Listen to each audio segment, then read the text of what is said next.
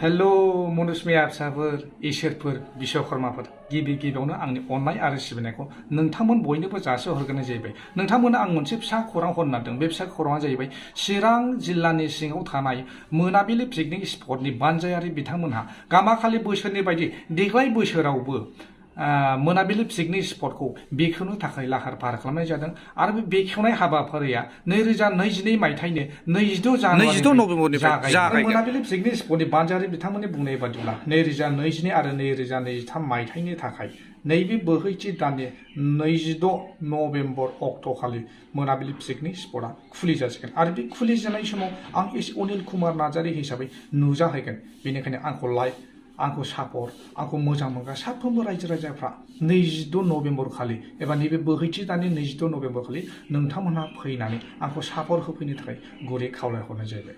नोंथांमोनहा मोनाबिलि पिकनिक स्पटखौ नुवाखैब्ला एबा मोनाबिलि लावखार ओंखाम जाग्रा जायगाखौ नुवाखैब्ला 2022 मायथाइनि नभेम्बर दाननि 26 अक्ट'खालि खालार खालि नोंथांमोनहा जागायदो आरो मोनाबिलि पिकनिक स्पटआव थांनानै नोंथांमोननि दुखु दाहाफोरखौ स्रां सुस्रांहैदो, पिकनिक जाहैदो एबा लावखार ओंखाम जाहैदो। पिकनिक स्पटखौ सोरबा सोरबा नुवाखै जानांगौ।